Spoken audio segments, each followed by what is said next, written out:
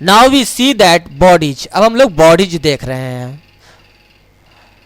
Bodies को हम लोग यहाँ दो भाग में बांट रहे हैं, एक ल्यूमिनस बॉडीज और दूसरा non luminous bodies.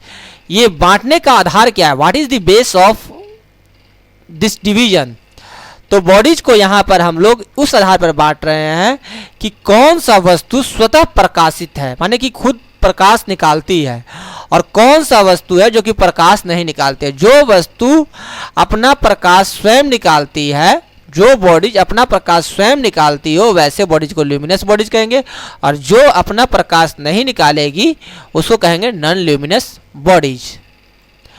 Luminous bodies is that bodies which itself emits light, as example sun, burning candle, burning coal, etc. Luminous bodies वे सभी बॉडी हैं जो कि अपना प्रकाश खुद निकालती है, जो कि खुद प्रकाश निकालती है। जैसे कि सूर्य आपका प्रकाश निकालती है, ठीक है, और दूसरे वस्तु को प्रकाशित करती है, इसलिए sun is a luminous bodies. Burning candle यदि जल रहा है तो वह जलता हुआ कैंडल आपका क्या है? ल्यूमिनस बॉडीज है।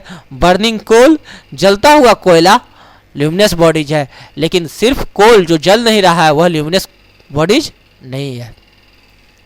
Non luminous bodies is that body which itself does not emits light, as example wood, stone, glass, etc.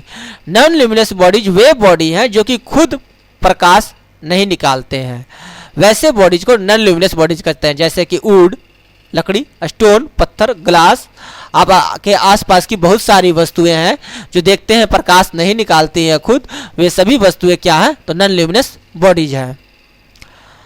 Now अब हम लोग नॉन ल्यूमिनस बॉडीज को डिवाइड करने जा रहे हैं तीन भागों में।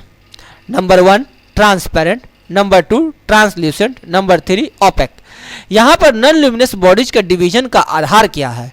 यहाँ पर आधार है कि कौन सा वस्तु है जो कि प्रकाश को एक पार से दूसरे पार जाने देता है, बहुत कम प्रकाश का अवशोषण करके बाकी रेस्ट प्रकाश को जाने देता है, तो वैसा बॉडीज जो कि प्रकाश का अधिकांश भाग को जाने दे, वैसे बॉडीज को कहते हैं ट्रांसपेरेंट। ट्रांसल्यूसेंट यह एक ऐसा बॉडीज है जो कि प्रकाश के कुछ भाग को अवशोषित कर लेता है, प्रकाश के कुछ भाग को सेम डायरेक्शन में रिफ्लेक्ट कर देता है और कुछ भाग को विपरीत डायरेक्शन में अलग मीडियम में जाने देता है, तो ऐसे बॉडीज को ट्रांसल्यूसेंट कहते हैं। और ओपेक वैसा बॉडी जो कि प्रकाश की एक किरण को भी एक माध्यम से दूसरे माध्यम में जाने नहीं देती है, वैसे बॉडीज को ओपेक कहते हैं।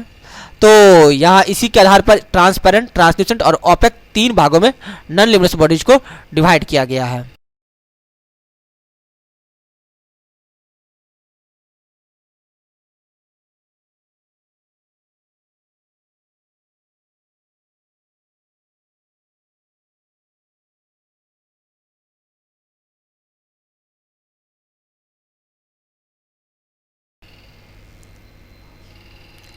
Now we see that transparent bodies, those bodies through which light can pass with only negligible absorption, as example glass, air, etc.